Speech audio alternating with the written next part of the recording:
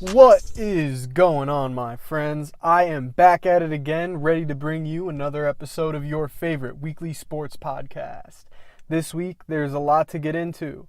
I'm going to talk a little bit about all the March Madness topics, some NFL free agency. I'm going to give my mock draft 2.0 with those updated trades, and I'm going to give some of my picks for all the basketball games this week.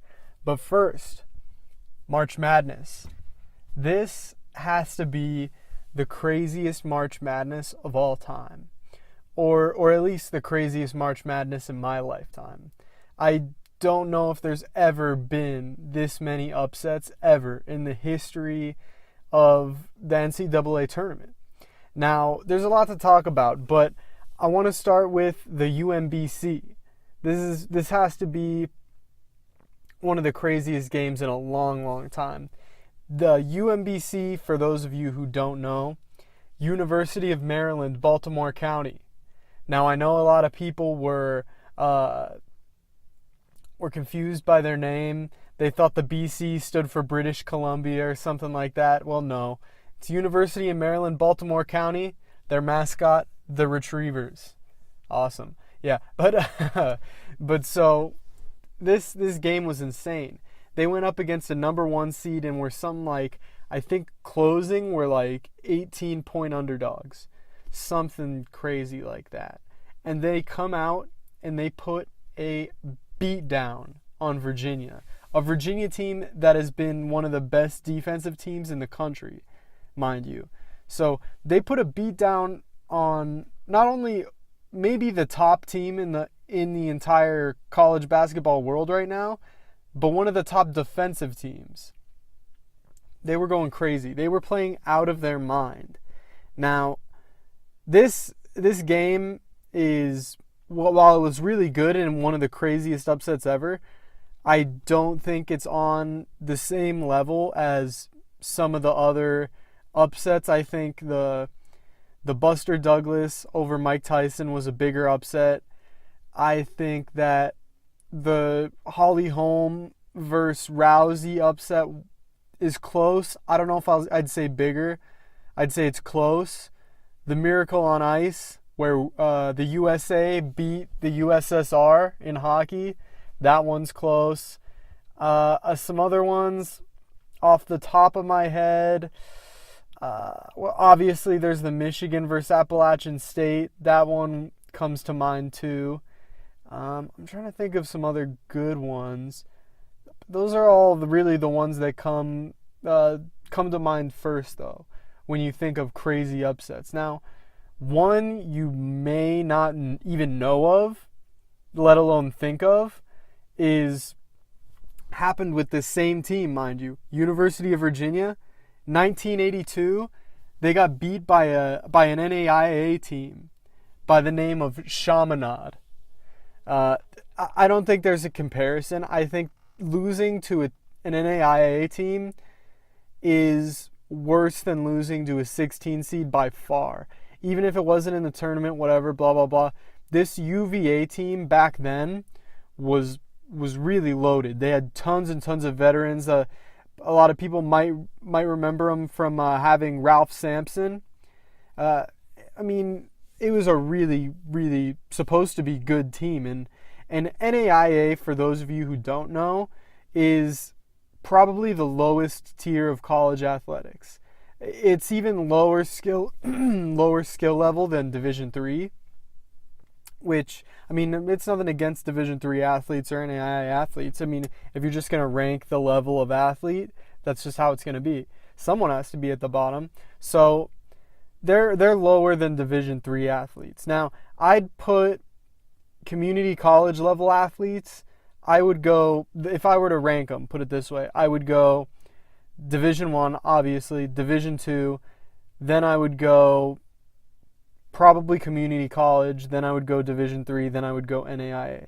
Now, the reason I put community college level up there to the JUCO level up there is because a lot of guys go to JUCO because they just couldn't get the grades right. They have all the skill to be a D1 player. They just didn't care about school at all, and they couldn't get into the schools they wanted to attend. So they have to take 2 years at the at a JUCO and then transfer on. That's mostly in football. I don't know about basketball, but same point stands though.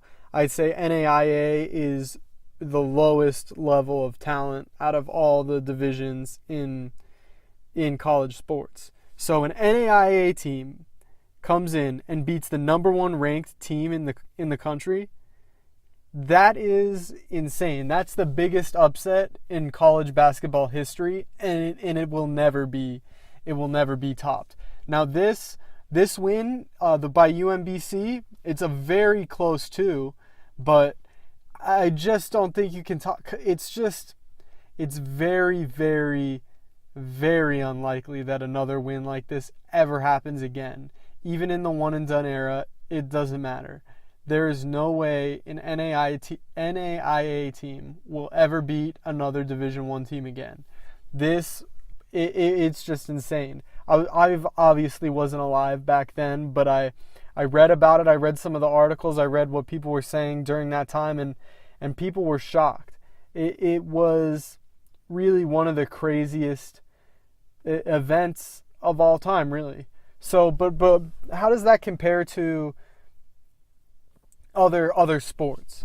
So you have, thing is, it's hard to get upsets in the NBA or baseball because their playoffs are series based. So usually the best team wins. Now there still can be upsets, but I don't think they're as good because even if you're an underdog going into it, by the time the third or fourth game rolls around, everybody already knows you should be winning it if you've been beating this team the few games before. So that's why I think it's harder for NBA and MLB to qualify. But I think the easiest ones to compare for upset-wise has to be the fighting sports because obviously there's the puncher's chance and all that. But in the fighting sports, there's usually always like a dominant athlete.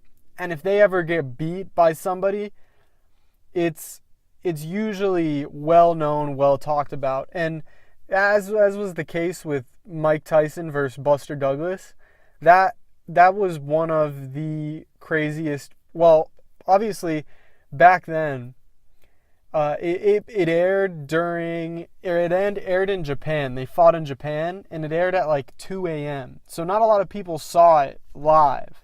People heard about it the next day, and people watched some type of playback afterwards, or, they just took people's word for it that it was something crazy. I mean, Mike Tyson got knocked out, and he was the unstoppable force. So I think that's up there too. It could be higher than this one. I think it most likely is. I would say it is. But this game, this UMBC game, is very, very close. I mean, those guys, they played their hearts out. And I kind of want to go into a little bit more of that with following the UMBC team. Their second game against Kansas State, they totally could have won that. I think they just weren't making shots. They got, I don't know, could be their skill level coming out to play. I don't know. But from what we all saw during the Virginia game, they looked like a top quality team. So I think they were a really good story, but there's another team, another Cinderella, if you will, that I think is going to be the real story of the NCAA tournament, and that's Loyola Chicago, Loyola Marymount Chicago. If you haven't seen their team mascot, not really their mascot, but the Sister Jean, the old nun who's been the fan of Loyola Chicago, that's basically their team mascot at this point. They put her on the TV all the time, and now they're putting her on the mic after the games, and I think this is obviously now they're the Cinderella of the tournament, with UMBC being out. But I think this Loyola Chicago team actually stands a better chance because they go up against a Nevada team who has been extremely, extremely streaky. they've come back to win both their games. So they didn't really establish themselves in either game. And honestly, their second win against Cincinnati was pure luck. Well, obviously they had to have skill, but pure luck.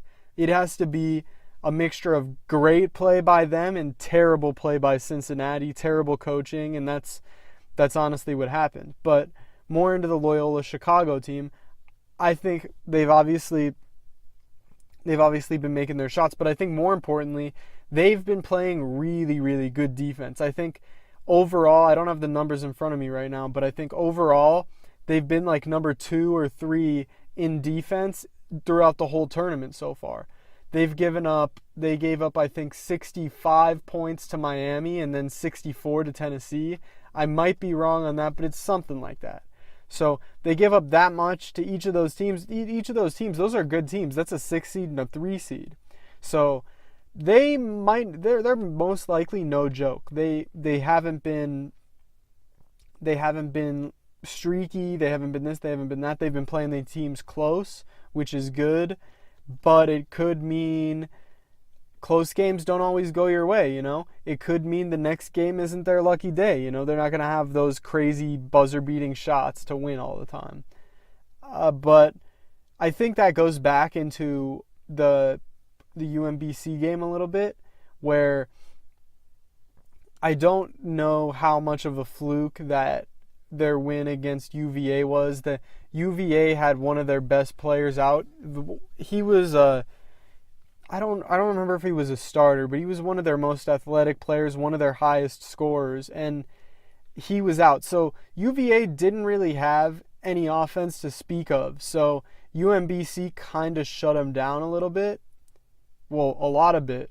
And in their next game against Kansas State, they played really good hustle defense, but their overall defense wasn't like anything to, be remarked. They did play very good hustle defense though. And if they did win against Kansas State, I don't know if they would have got past Kentucky, because you can play all the good hustle defense you want. Kentucky just has athletes.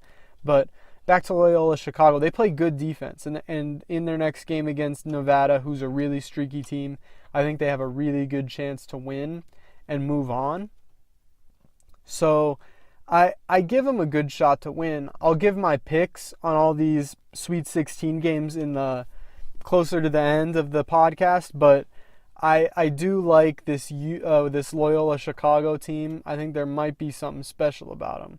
Now, moving on to Nevada's opponent from last week, Cincinnati, that has to be one of the absolute worst performances of all time in the second half. They are up by 22 with 11 minutes to go. Basically, but they could have done anything but what they did, and they would have won. That's how badly they played. They gave up quick shots. They took quick shots too, which is really pointless. With 11 minutes left and a 22-point lead, they could have just dribbled the ball out every single possession and just played defense, and they most likely would have won. Because it's not like Nevada's going to make every single shot they come down with, and every time Cincinnati gets the ball, they say they get a stop, say they get a rebound, every time Cincinnati gets the ball, that would be an automatic 30 seconds off the clock. So I just don't know why. They didn't even have to take another shot to win by the time they're up 22. But they did. They keep shooting. Obviously, you have to keep shooting. But I don't know why they wouldn't have just taken it down to 5 seconds every single time at least. It was just ridiculous. That was a really terrible collapse. And especially that play, that last play, that turnaround, that move in the post that Nevada player got off the rebound. Oh man, that's just heartbreaking for Cincinnati fans. And honestly, I feel bad for the players. They did give up the lead. It is their fault, but still, that team they had high hopes. They've been really good all year. The best team defensively, I think. The only one in front of Virginia. So sad to see him go. I had him in my finals. I don't know about you, but my Final Four was absolute garbage. I had, last week, if you listened, I had Cincinnati versus Xavier on my left side, and on my right side, I had Purdue versus Michigan State. Now, if you watch the tournament, you'd know only one of those teams is still in the tournament. So, not looking very good for me or my picks. If you did anything other than what I did, you probably got something better. I mean, it's tough to get much worse than what I picked, but I thought they were good picks at first. I mean, all the teams I picked lost close, except for they did lose close. They just blew the lead.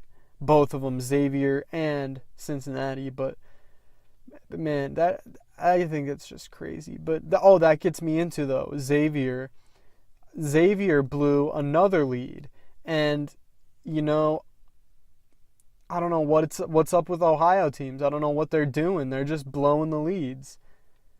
I mean, the only team to overcome a lead has been the Cavs, and that was 2 years ago almost. All the other teams, Indians blew a lead. Cincinnati blew a lead. Xavier blew a lead. I mean, the only teams worse are the Georgia teams. And even then, they've done it less than the Ohio teams now. So, not very good look for Cincinnati and Ohio in general. Pretty sad, because Ohio State blew another one this weekend too. I was watching that game. They had it close going into the end and then gave up a few big shots late, and that was that. It was over. They were down by 10 before you knew it. So, not a very good weekend for Ohio sports fans. But before, like I was talking about in my Final Four, Michigan State, they got played really close by Syracuse. And you know what? That actually makes me really happy about ASU and their future. ASU played that Syracuse team very, very close. Could have won if their last shot went in by Shannon Evans, and even could have won past that if, I'm pretty sure I'm thinking of the right game, if Remy Martin was able to put that shot in. So I like their future. I think that this Syracuse team is really well coached. I think Jim Boeheim is one of the best coaches in the NCAA. I think that Syracuse has the size. They play the defense. I think they can make a deep run. They can give Duke some troubles. I think Duke, they rely a lot on their big men. They do have good guards, but thing is, I think that Syracuse could be able to shut Marvin Bagley down. Now, I know the spread's pretty big on that game, but I don't know if I'd buy into it. I don't remember how big the spread for the Michigan State versus Syracuse game was, but I doubt it could be bigger than their game against Duke. So, I don't know.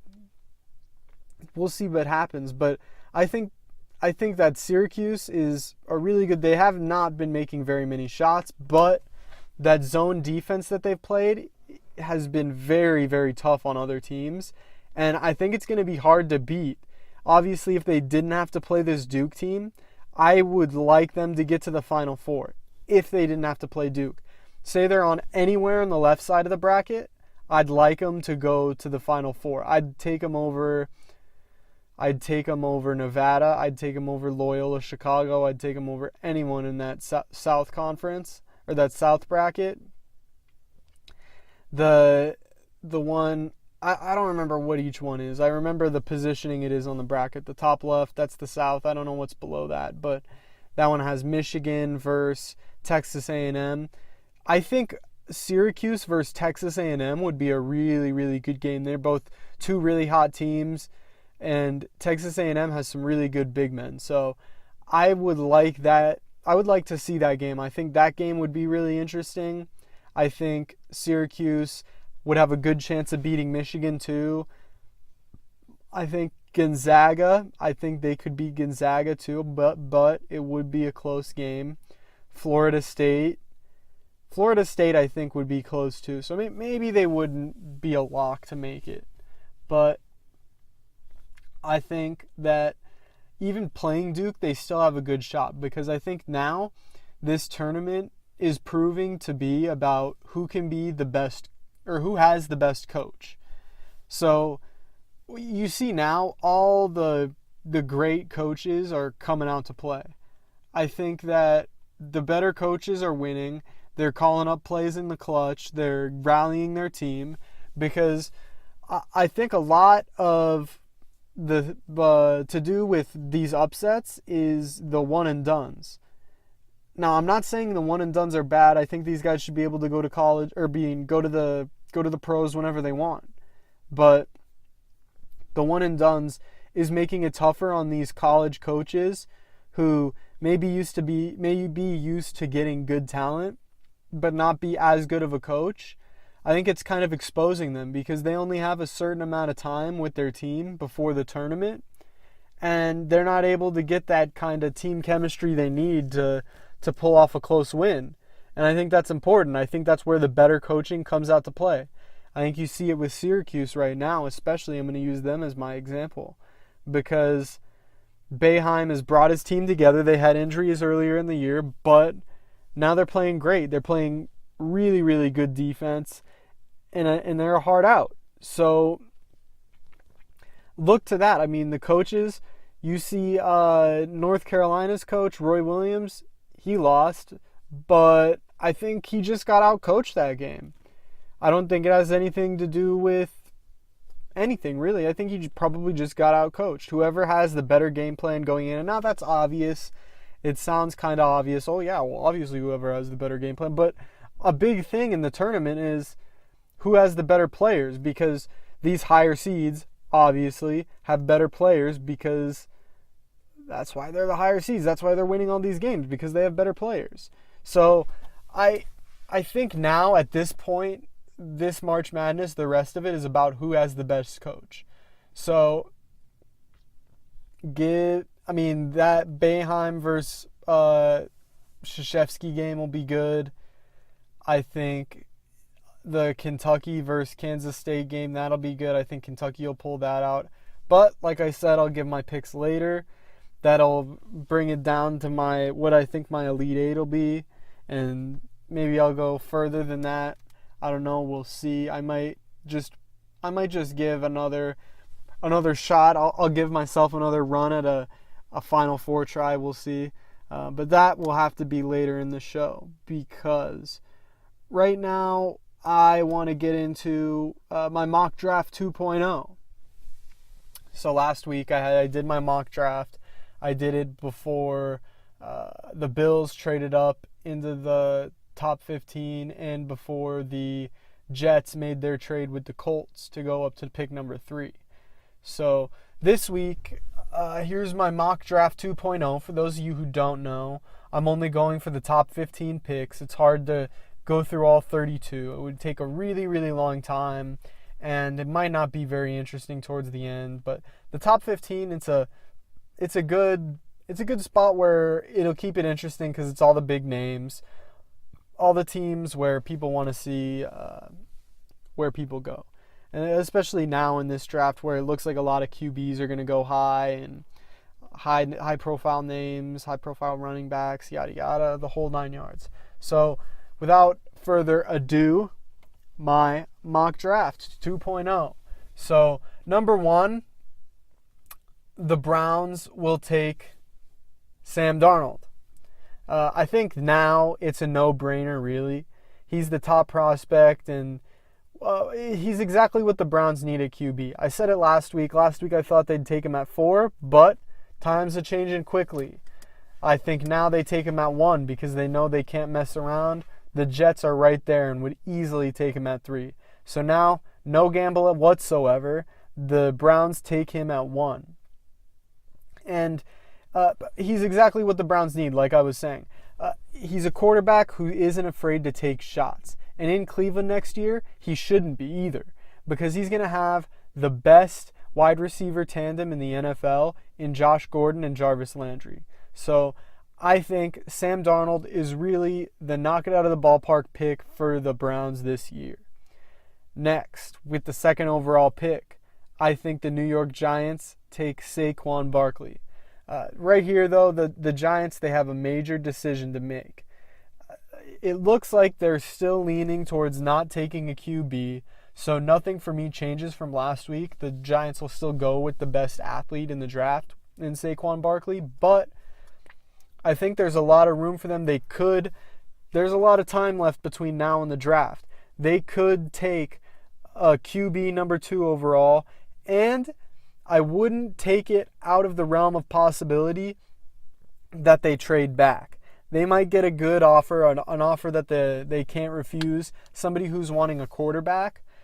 And if it's a team that's wanting a quarterback that trades with them, I think there's a very high likelihood that if they trade back, they could still end up getting Saquon Barkley.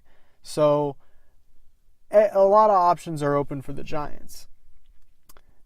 Next, with the third overall pick, I say the Jets select Josh Rosen. The Jets are new to this spot. Last week, they traded their 6th overall pick for 3 second-rounders, 2 from this year and 1 from next year. I think this is a really good move for both sides. The Colts get more depth in the draft, more picks available to get young talent for Andrew Luck, and the Jets will be able to choose their QB of the future, a QB who I think is going to be Josh Rosen. Although, like I've said before, I think he's just Jay Cutler and Matt Leinert's body. He could end up being a good pick, but I think his attitude leans him more likely to being a bad pick. Next, with the 4th overall pick, the Browns select Bradley Chubb. The Browns, they get lucky. I think they'll get to flip what I had them doing last week. The draft, like I said earlier, very fluid. There's lots of time left. Things can change. And most likely things will change in the coming future. But if the picks stay the same as they are now, my thinking is the same as last week. The Browns make out like bandits with Bradley Chubb, who they can team with Myles Garrett on the other side of the rush, and Sam Darnold to lead their offense. With the 5th overall pick, I say the Broncos take Quentin Nelson. Now, the Broncos got their bridge guy. They may not say he's their bridge guy, but he's most likely just going to be a bridge guy in Case Keenum, which is weird to say because he was largely just a journeyman last year, or before last year. And I don't really know if I believe in him yet. But the Broncos and John Elway seem like they do. So here, they got to go with a move to protect their new QB. And they grab the best lineman in the draft in Quentin Nelson, who will help their young line immensely. They'll pair him probably on the same side as Garrett Bowles. So their line will be definitely trending in a positive direction. I know recently they've lost a lot of linemen to free agency. Russell Okung, Orlando Franklin, a lot of guys. I can't think of all of them off the top of my head, but they've lost a good amount. So replenishing their offensive line with young talent isn't a bad thing, especially with a semi-young quarterback in Case Keenum and looking to the future when they want to draft their next QB. So with the 6th overall pick, I say the Colts will draft Minkah Fitzpatrick. Now, here, I'm leaning towards the Colts maybe trading back again. I think if Quentin Nelson isn't available to them, they might not value some of these guys as highly as having more picks. So I think in this draft for the Colts, their best friend is going to be quantity over quality, because they have a lot of holes to fill, especially if they want to keep surrounding Andrew Luck with quality talent so he doesn't end up leaving again or be forced to leave by another injury. So I think if they stay in this 6th overall pick, they take Minkah Fitzpatrick. He'd be a perfect safety for them to man their defense, be a new captain of their defense, which is something they need. But if the Colts go like I think they will, I think they'll trade back again, stockpile more picks and put more talent around Andrew Luck. And I think it's more obvious that they will trade back because they've done actually nothing in free agency outside of today picking up Eric Ebron. So I think the Colts definitely go with trading back here. I just don't know who. I don't want to predict who's going to trade because most of the time when people predict a trade, they get it very wrong, and I do not want to be very wrong. I'm not afraid of being wrong, but I think the order now, I think it's good to just pick it in the order now and change my mock draft as the order changes. Anyways, the Colts with this pick, if they stayed here, I think would take Minkah Fitzpatrick, who is the next best player off the board. So with the 7th overall pick, the Tampa Bay Buccaneers select Denzel Ward. I think the Bucs right here, they go with a corner. They need corner depth pretty badly. I think they addressed a lot of their needs in the off season. They've got a pretty good line. It's decent, not very good. They should get some guys back from injury. They signed that center from Baltimore. I think their line will definitely be better than last year. Their offense outside of their line is already very good. Their receivers, very good. Tight end, very good. Cameron Brate, O.J. Howard. Receivers, Mike Evans, Deshaun Jackson. Running back might be their only hole, but they're not going to fill it this high in the draft either. So I don't see a running back in their future, so I don't see them addressing their offense at all.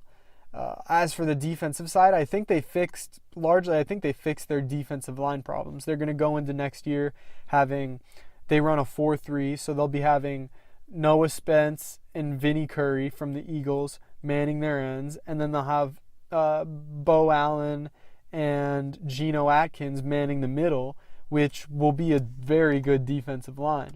Their linebackers are above average. They got Quan Alexander manning the middle. They're fine there. As for safety, if Minkah Fitzpatrick were still here, that would be who the Bucs take. But he's not. So they take the next best secondary player available in Denzel Ward, who can learn from another lockdown small corner in Brent Grimes. I think Brent Grimes will be able to teach Denzel Ward some of his techniques that he's used as a smaller corner in the NFL. And I think that would be really good for him. So in this pick, look for the Bucs to take Denzel Ward. Although I will say the Bucs could be another candidate to trade back in the first round. So also look for that. Next, with the 8th overall pick, the Chicago Bears select Marcus Davenport. Here, I think the Bears they addressed a lot of their holes in free agency. They got wide receivers, their line they could address, but right now I don't see any prospects that would be worth taking in the 8th overall pick outside of Quentin Nelson. So they go for one of their next highest positions in need, which is pass rush. I think Marcus Davenport would be a good player to pair up with alongside of Leonard Floyd, who they already have, who's progressing pretty well. So I think Marcus Davenport and Leonard Floyd will be a good pass rushing duo. I had him last week going to the Raiders 2 spots later, but as the draft shakes up, so do the picks. So I have the Bears at 9 taking Marcus Davenport. With the 9th overall pick, the San Francisco 49ers select Mike Hughes. I think the 49ers stay with their pick. The pick I had him with last week. I think Mike Hughes fits good for them. They still need corner depth. They have Richard Sherman they signed, but Mike Hughes, another big corner, a run-stuffing corner. Like I said last week, the same things apply. I think Richard Sherman would be a good mentor for Mike Hughes as they look to improve their secondary. This looks to be one of the only picks they should make outside of trading back. There's a lot of teams that could be looking to trade back in this draft, which is good and bad for teams who need quarterbacks, because it's going to be a real wild card, a real gamble to see who's going to trade where, who's going to do what. It's going to be a very, very fun draft night, I will have to say, though, because there's 1, 2, 3, 4, 5 teams in a row who could likely just trade back and try to stockpile more picks. Those teams being the Broncos, the Colts, the Bucks, the Bears, the Niners. Less so with the Broncos. I think they take the linemen there and improve what they have now. But the Colts, the Bucks, the Bears, the Niners, they're in prime position to trade back. I think if they get the chance to, they definitely will. And I'd look for the Bills to trade up in one of their spots and try to draft a quarterback. Who they'll draft, I don't know. Some people say Josh Allen. Some people say they like Baker Mayfield. If you look to what the Bills just did in free agency with picking up A.J. McCarron, I would look to say they probably pick up Josh Allen, a bigger, stronger arm quarterback. But we'll have to see on that. So next, with the 11th overall pick, or the 10th overall pick, my bad, the Oakland Raiders select Roquan Smith. I think now the Raiders, they just really need linebacker help. Then Roquan Smith is a quick guy. He'll be able to help cover the middle of the field. He's a player that John Gruden will really have fun with. He likes to hit. He likes to fill the gap. And I think he's a quality overall player. He'll improve their defense, and that's something that the Raiders need very badly. So Roquan Smith is the pick here, and I like it. I think he fits, and I think the Raiders will be very happy if they pick him. Next, with the 11th overall pick, the Miami Dolphins select Vita Vea. I don't think my pick changes from last week. I think they still go with the defensive tackle, especially now that they got rid of Ndamukong Suh. They have no more Suh, which means they have no more force in the middle of their defense. They have some younger guys that they seem to like, but none of them have really proven themselves yet. So I think Vita Vea in the middle, in between Robert Quinn and Cameron Wake, will be a very good defensive line still, even minus Ndamukong Suh. So I think the pick they go with here is Vita Vea. Some people are saying they might look into taking a quarterback. I don't know if they will. They could. I still think they believe in Ryan Tannehill. Why else would they pay him all that money? And they were available to cut him this year. So I don't think they're bailing on Ryan Tannehill just yet. I think they're going to give him one more year. So don't look for them to take a quarterback here. I think they go with Vita Vea. Next, with the 12th overall pick, the Buffalo Bills select Josh Allen. Now, the Bills here in my mock draft, they get Josh Allen, the quarterback I think they would they're ultimately going to end up trading up for. But Josh Allen, like I said, I don't think he's all that great, but what a Buffalo Bills pick. What else would they do? It's such a Buffalo Bills pick to take somebody like Josh Allen. So I think that's what they ultimately do. I think they trade up. Just with who? No idea. They trade up and they draft Josh Allen. But in my mock draft, Josh Allen falls to them. So no need to trade up. If things go like this, might not see a trade up. I don't know. So Josh Allen, 12th overall to the Bills. You've already heard what I have to say about him. You don't need me to repeat it. Next up, number 13, or pick number 13, the Redskins select Derwin James. I think the Redskins they're looking very good overall. They might look to replenish some of their offensive line. They lost a couple guys this year in free agency. They might look to replenish some of their offensive line through the later rounds of the draft. But for right now, I think they go with a position of need, really. I think they go with Derwin James. I think he'd be a really, really good pick to pair up with DJ Swearinger to man the back of their secondary. And their defense overall would be looking good, especially their secondary. They'd have Josh Norman and Orlando Scandrick at the corner positions. And then they'd have Derwin James and DJ Swearinger man in the safety position. So I think that with this pick, Derwin James, they can't really go wrong. They get They get a guy who can play the pass, play the run. I think he's just a good overall pick. Next, the Packers in pick number 14 select Tremaine Edmunds. No, again, nothing changes here with this pick.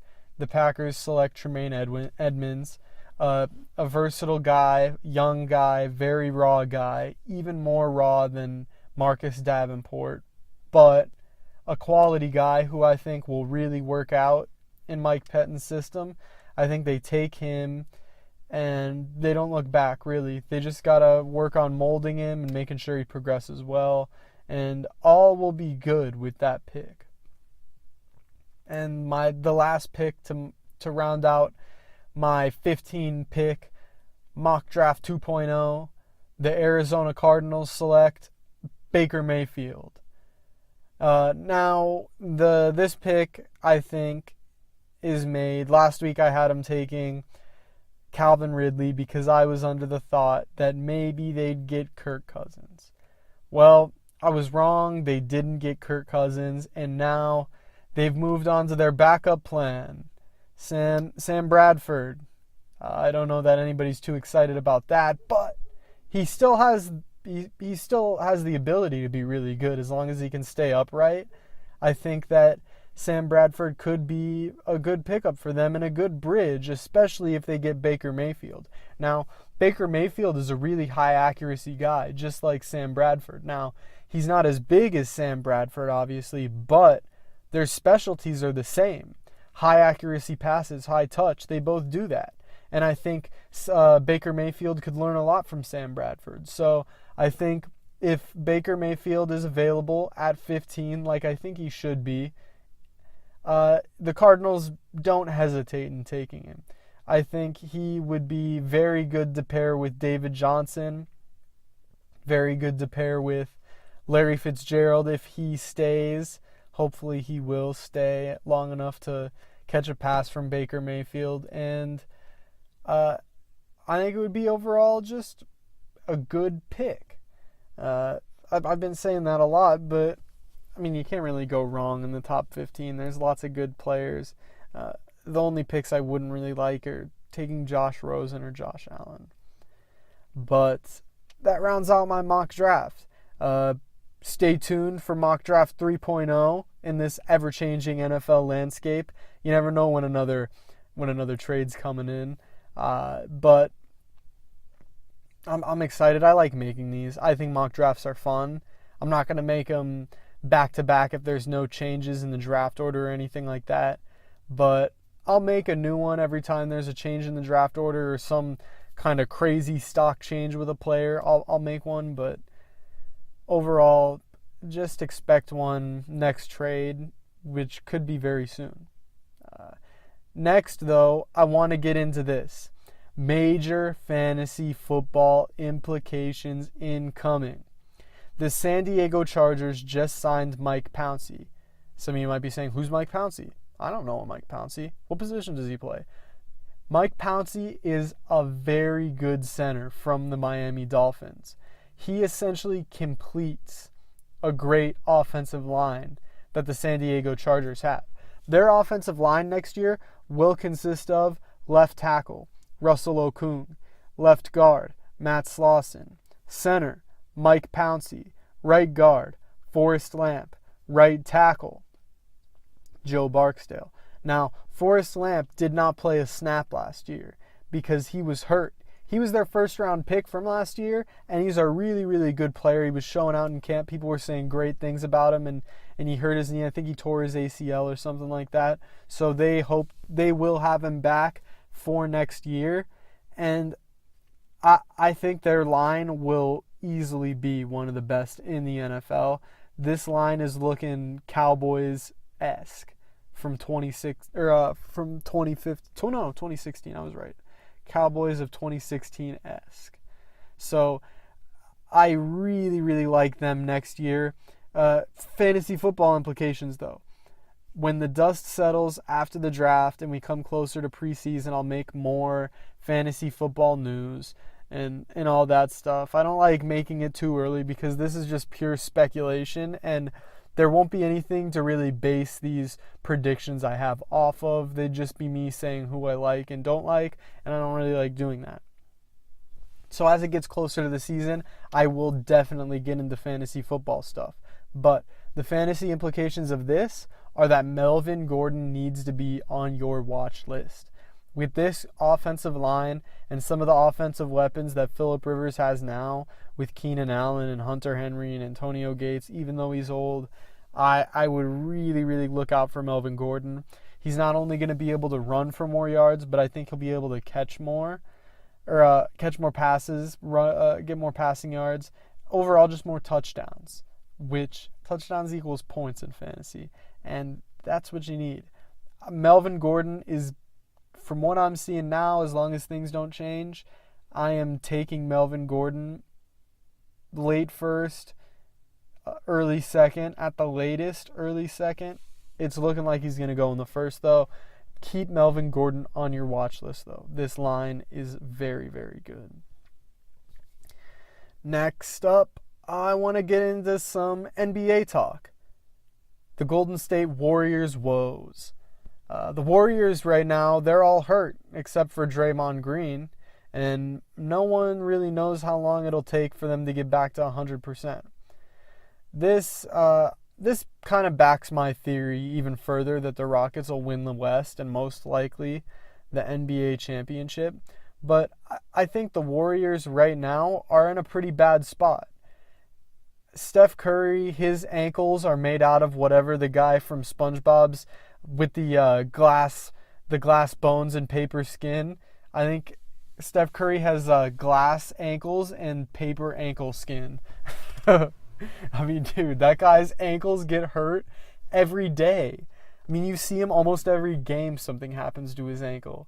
Come on, I mean, I feel bad for him because he's a good player. Even though I don't like him, I don't want him to be hurt.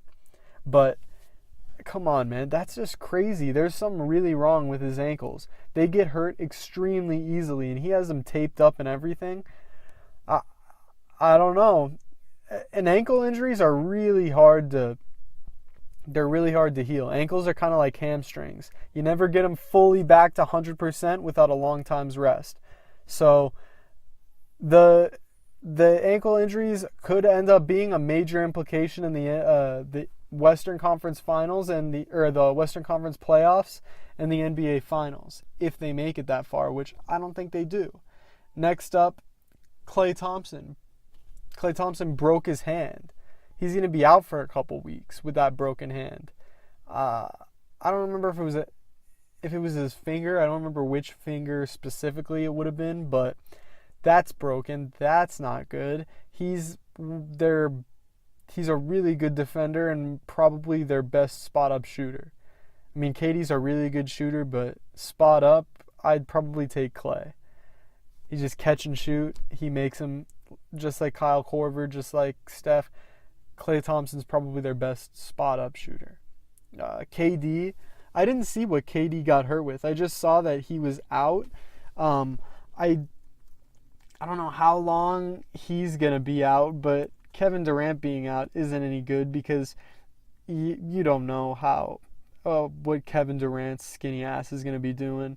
Kevin Durant, I don't know, his lanky wannabe tough guy. I used to like KD, but ever since he switching to the Warriors, punk move, he's just a lanky punk. That's all he is. Right here, just looked it up. Kevin Durant out at least 2 weeks after rib injury. I didn't see the play, but if he's out with a rib injury, that could be something more serious, but the only thing it really could be, I doubt he broke a rib. He could have just torn some of the tissue in between a rib, which is really, really painful. I've done that once. It does not feel good, but you can live through it. You can play through it. KD's just being a weenie. NFL players play through that all the time. Jordy Nelson, he played through a playoff game with 2 broken ribs, and the tissue between those ribs were torn. So KD's just a baby. Maybe don't be too worried about KD's injury, or maybe be worried about it because that shows he's a baby and he'll give up whenever. I don't know. That's just my thought about it. So you got glass ankles and paper skin on the ankles, Steph Curry. You got broken hand Clay, and you got ow my ribs KD. I don't know if it's looking too good for the Warriors right now. The Suns the other night, they could have beaten them. The Suns, they've been doing this thing all year if you haven't noticed. The Suns, they like to go up on teams pretty big in the third quarter, and then in the fourth quarter, they just stop trying. They're basically like, well, look how good we can be, but now we're going to lose because we want that high draft pick. And that's what they've been doing all year, and it's so funny. I don't know how other people don't notice this, but they do. If you see a lot of their games, they're up by like 10 in the third, and then they just lose. It's like, come on, you can tell. The Suns literally just give up in the fourth because they want the high draft pick. They're tanking, and you know what, as a Suns fan, I don't care. As long as they show that they can win, which they do, I like it. Especially with Josh Jackson playing the way he is. He dropped like 36 on the Warriors. Even if they didn't have their best players, come on, 36. He's been standing out ever since the game he got benched.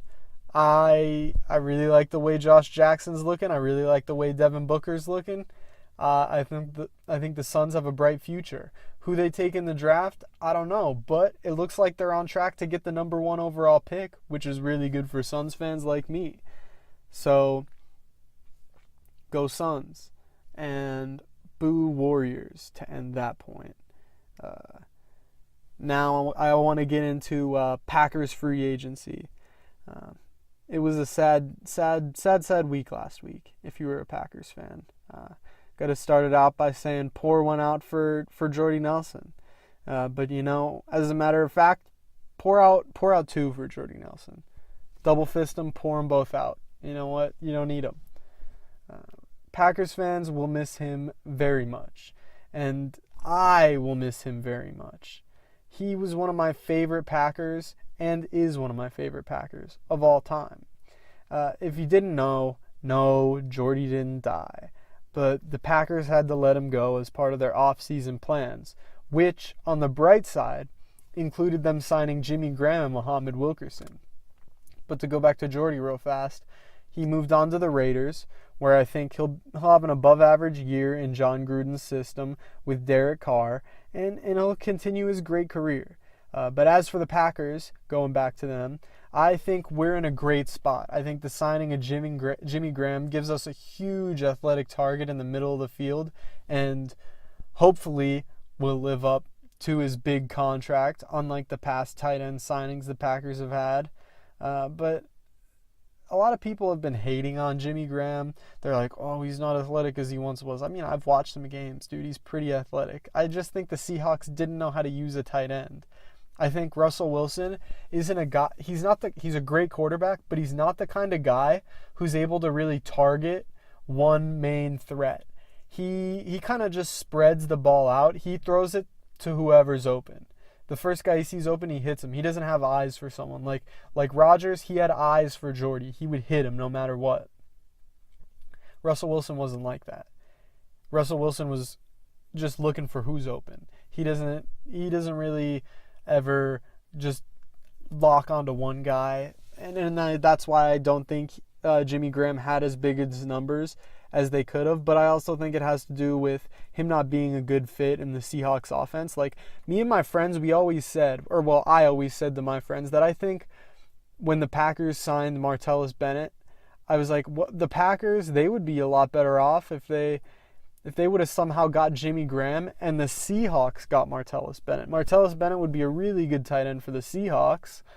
The Seahawks, aside from the politics and all that, the Seahawks need a tight end who can block, and a tight end, just a big body tight end to catch touchdowns in the red zone. That's what the Seahawks are looking for in a tight end, and that's not what Jimmy Graham does. Jimmy Graham likes to stretch the field. Jimmy Graham does not like to block. That's one criticism that I will agree with on Jimmy Graham. He does not like to block very much. He's basically just a gigantic slot receiver, and I'm fine with that. I think he's a really good target. He's fast. Not as fast as Jordy, obviously, but he's fast, and he's really big. And that's something I think the Packers will use in the red zone a lot, obviously. But other than that, there's not really much to say on Jimmy Graham other than in his matchup looks great on paper. I mean, he has Aaron Rodgers throwing to him, so we really know the sky's the limit for both of them. As for Muhammad Wilkerson, I love this signing. This is my favorite signing for them in a long time, outside of maybe Julius Peppers. Wilkerson was a force to be reckoned with the Jets, and he's going to help solidify the Packers D-line as one of the best in the league. A combination of Mike Daniels, Kenny Clark, and Muhammad Wilkerson is going to be borderline unstoppable. Sure, a lot of people have been saying that, he lost some of his fire in New York, but you know what? I could easily attribute that to him getting a big contract mixed with him having his team be really bad and him having no hope, really. So he could have felt like he doesn't need to try. Now, obviously, it's not a good school of thought to think like that.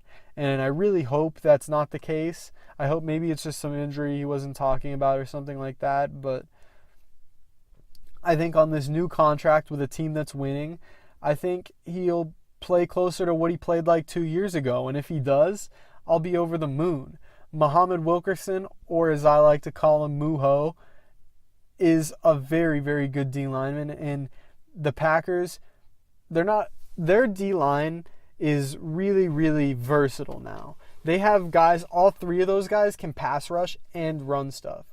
Mike Daniels gets to the quarterback, Kenny Clark got to the quarterback last year a lot, and Muhammad Wilkerson can definitely get to the quarterback. Along with run stuff. Those guys plug gap too. They have three of the most versatile defensive linemen in the NFL. And I'm really, really excited for next year. I think the Packers have room, which is something I think they will do. The Packers have a lot of room to make a trade for a cornerback because there's not that many corners left in free agency. I mean, there's E.J. Gaines, there's DRC, there's Tramon Williams, there's some older guys. I don't know that they pick up any of those. E.J. Gaines is more of a zone corner, and the Packers are looking for more of a man guy. Tramon Williams is old. He's not somebody you'd be looking to for help. He's more of a situational guy. And honestly, at this point, same with DRC. He's getting a little slow. I don't know that I'd be looking for him to make lots of plays either. But I think the Packers have lined up to do one of two things. The Packers have 13 draft picks. So one of two things is going to happen. The Packers are either going to use some of those draft picks and trade for a corner from another team. Who that is, I don't know. But I think they'll either do that, they'll trade for a corner, or they'll pile some of those draft picks they have together, some of the 13, and they'll move back up into the first round or early in the second. I think it would be really, really big waste if they don't start to pile those picks together and trade up, because there's no way they're going to go into next year with 13 rookies. Last year, I think the Packers had like 8 or 9 picks, and they only rostered like 6. So picking 13 and rostering 6 is a gigantic waste. Gigantic waste. Package some of those picks, try to trade for a corner, or trade up in the draft. Those are the only two routes. And by this strategy, we've seen Brian Gutekunst. I can't say his name. Don't expect me to be able to say his name. By what we've seen the Packers' new GM implement, I think that's going to be a strategy that he goes after coming closer to the draft and even on draft day. So the Packers' future is looking bright. I really like it. Now, to wrap up this week's podcast, I would like to let you know that I am still the betting champ. I'm now sitting at a cool 18-6, meaning I'm hitting at a 75% clip. Most professional bettors, you know what they hit around? 60%. So I'm 15% better than the pros. I'm just letting you know. I'm the real deal. I mean, I'm not full of myself. I'm just spitting the facts. Hey, I can't help it if I'm 75%. Sorry. I'm just great. I'm the real deal. Don't forget it. Last week, my picks, they were a good 8-3. Would have been 9-2 if the Pelicans could have won by one more, but, we live in a world like that. I pushed. So, oh well, one game. That's the game we play, though. This week, I want to do 2 sets of picks. So this is going to be even more picks than the last 2 weeks. And if you want to make bets, do that. Follow my word. Follow the word of the king.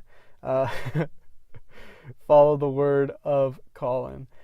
So I'm going to start off with some of my Sweet 16 picks for later this week first, like I was talking about earlier in the podcast. So let's get it started. These are going to be in order of the time they start. So the first game will be the first game to start. The last game will be the last game to start. Pretty self-explanatory. So first game, Loyola Marymount. Give me them to cover plus 1.5. I think they'll win outright against Nevada, but if they don't, it'll be a really close game, which their last 2 games have been very close. So I expect them to cover the spread plus 1.5. Next, Texas A&M plus 3 against Michigan. Michigan, they played their last game really close against a Cougars team, a Houston Cougars team, has some similarities to the A&M team. This A&M team is really, really hot. I like them to cover. I like it to be a 1-point game, so I say they'll cover, but will not win outright. So take Texas A&M to cover plus 3. Next, Kentucky, -6 against Kent State. I like Kentucky. They looked really, really good their last game. They rolled over their competition. They just rolled them. Kentucky -6 seems a little light. That Kent State team was barely able to beat UMBC, who could not hit. They put it this way: they couldn't fall into the water if they were in a boat. They couldn't. They couldn't fall overboard into the water. I probably butchered that saying, and it's probably something else. But you know what? I don't care. They were not very good. UMBC, they couldn't make a shot. And Kent State barely beat them.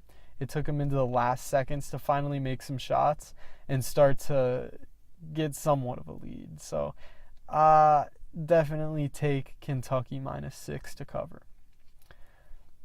Next, Florida State plus 5.5. I like them to cover plus 5.5. And I'd even take them to win outright. I think there's something doing with these lower seeds. I'm telling you. These lower seeds, they have caught my eye. So I take Florida State plus 5.5 to cover against Gonzaga, and I take them to win outright. Next, Clemson. I take them to cover plus 4.5 against Kansas, but not win outright. I think Kansas might just have a little bit too much for them, but you never know. I would take them to cover the plus 4.5 spread. I think it'll be a really close game. Next, Villanova minus 5.5. Take them to cover the spread of minus 5.5. West Virginia's a really good team, and they just beat up on Marshall, who they're all right. They have that phenom, Ott Elmore. Reminds me of my friend T-Spell, the one I was talking about last week who's balding. Reminds me of him. T-Spell, Ott Elmore Bayless is what some may call him. Ott Elmore, though, the balding legend, probably 30, most likely 20, but looks 30. Anyways, that's not the point. West Virginia rolled them, and they looked really, really good. But Villanova's no Marshall. So expect Villanova to cover that 5.5 spread against West Virginia. Next, Syracuse plus 11.5. Syracuse, I was talking about them earlier. I really, really like them. I take them to cover 11.5. I don't think they'll win this one, but they will definitely cover. It'll be a lot closer than 11, which is basically 12 points. If you're going to take Duke minus 11.5, Duke has to win by 12 for you to win the bet. So I don't think Syracuse loses by more than 12. I don't. I think they'll cover. I think it'll be a really close game. If I had to guess, it would probably be like a 5-point game. I would take Syracuse to cover. Their big men, and like I said, have been playing really well. I think they match up well against Bagley. So take them to cover plus 11.5. Last but not least, Purdue. Purdue versus Texas Tech. I like Purdue to cover minus 1.5. Even if it's a close game, I think Purdue can win by at least 2. So that's one of the really hard ones to pick. The minus 1.5s, the plus 1.5s, those are really hard to pick because especially in basketball, because not a lot of games end by a 1-point victory. A lot of them are like 2 to 3 points, especially when you get down to the end in college basketball because they foul a lot. So I take Purdue to cover minus 1.5 in a victory over Texas Tech. Next, I want to give my NBA picks for Tuesday, March 20th. I think there's only 1, 2, 3, 4, 5, 6, 7. 7 games, a lot more than I thought, actually. So 7 games on the 20th, which is tomorrow. I will take the first game of the night. I will take Toronto minus 10 against Orlando. Orlando is just tragic. They're trying to lose out to catch up to the Suns, which they will not be able to do. Take Toronto to cover, though, after losing to OKC the other night. I think they'll be back with a vengeance. So take Toronto minus 10. This next game, OKC minus 3.5 at Boston. This is a really interesting game because OKC, remember, like I said, they're going to turn it on at the end of the year in the playoffs. And what have they been doing? They've looked really, really good lately. I think a lot of it has to do with Russell Westbrook not shooting so many threes anymore because Russell Westbrook cannot shoot threes. And he was shooting tons of them. And that's why they were losing. A big reason, at least. I think Russell Westbrook's a great player. He just needs to stop shooting threes. He needs to know his game. And I think he's gone back to his game, and they've been tons better. So OKC minus 3.5 seems like a good pick at Boston. I would take OKC minus 3.5. Next, Dallas plus 9 at New Orleans. Give me New Orleans minus 9. Dallas has been a team that's been giving me problems in all my picks so far, but I'm going to give them a run again. Give me New Orleans minus 9. I think Anthony Davis is playing really well. I know their coach just complained the other night, Anthony Davis isn't getting any calls. Yeah, he's getting calls, dude. LeBron deals with that all the time. Get over it. So minus 9, take New Orleans. They beat the Mavericks. Next game. Los Angeles Clippers plus 3.5 against the Minnesota Timberwolves. This is another interesting game because the Timberwolves have not been playing very well as of late. They've been playing all right, not great. There's some rumors of infighting because Andrew Wiggins doesn't like his position. I can't say much about that. I haven't read that much into it, so I could not give you the deep insight about the Minnesota Timberwolves team issues. But I do know that it should be a pretty close game, given the spread and given how the Clippers have been playing. But I think with Minnesota being at home, I think they'll be able to pull out at least a 4-point victory. So give me Minnesota minus 3.5. My picks look pretty chalk. I'm taking all favorites so far, as opposed to my college picks, but whatever. So I'm getting back into it. Atlanta plus 13.5 at Utah. This one is another tough one. Atlanta's plus 13 at Utah. My bad. That was the opening. I'm looking at... I forgot to tell you, I'm pretty sure I told you at the beginning, but I'm using the lines for Bovada Sportsbook. That's where I'm getting the spreads from on these games. So if you want to follow along with my picks, that's where I'm looking to while I make these picks. So back to what I was saying, though. Atlanta plus 13 at Utah. That one's a tough one. While Utah's been playing really, really well, I think teams, when you get up against bad teams a lot of the time, you end up taking out your starters, and the bad teams come back a little bit and closer make the end score look a little bit closer than it actually was.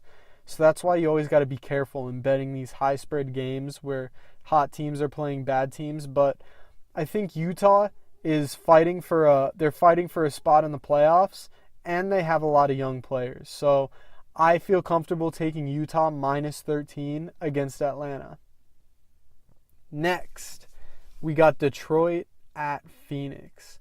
Now this game is an interesting game because Detroit has not been very good, but Devin Booker he's a big key to how the Suns are going to be playing. So while they haven't been very good, the Pistons, the Suns are hard to predict in that you never know when Devin Booker's going to play because the Suns are tanking and he's got injuries with very big air quotes around them because they're just benching him to tank. So you never know when Devin Booker's going to play or not. That's why it's hard to make these picks in advance for the Suns games because I think with Devin Booker, the Suns would roll the Pistons. So this one's kind of contingent. I think that it's looking like from what I'm reading right here that he's not going to play is what it's looking like. So give me Detroit. No, you know what? Still give me Phoenix plus 5. They'll cover. Don't take them to win outright, but Phoenix plus 5, take them to cover. I'll take a gamble on it. You know what? What are we doing? We're gambling. I'm going to take a gamble. I'm putting my record on the line. That's what I'm doing. I'm high stakes. I'm a high roller. My no money bets, but my gambling reputation is on the line. I'm talking all this trash to the sports bettors, and if I fail, they're going to get me. So last game I will give picks for is the Houston minus 4.5 at Portland. Portland's been playing really, really well recently, and so is Houston, obviously. Houston's lost like one game in the last 30. I don't know if that's factual, but seems like it. It feels like Houston's barely lost at all. I really do think they've only lost like one game in their past 20 or so. So both of these teams have been playing really well. Portland's on a really big win streak. I think it's up to 12 now. I think Portland at home can cover that 4.5 spread. I think it'll be a close game. So take Portland plus 4.5 at home to round out my picks for March 20th. So put those picks in. Tell me how I do for you. If you pick one of the unlucky games, I'm sorry. Better luck next week. You got a 75% chance with me. So don't be too mad if you pick the 25% chance that I lose. Anyways, that wraps it up for this week. Talked about all I can talk about. March Madness out the wazoo. My second mock draft. Some NFL free agency. I thank you all for listening. I hope you like and subscribe this video. Leave me comments. My email's in the description. Email me any suggestions you have for me. Follow me on Twitter at King Altmaier. Names in the thumbnail for the video. Follow me there. I retweet lots of sports stuff. If I give my opinion on there, if you wanna make fun of me, you wanna be mean to me, you wanna send me hate mail, do it there too. Do it wherever. You wanna be nice to me also. You can do that on my Twitter as well. I'm not a hate only page. You can send nice things to me. But that wraps it up though. Like I said, thank you for watching. Please like and subscribe. I will see you next week, and we're out.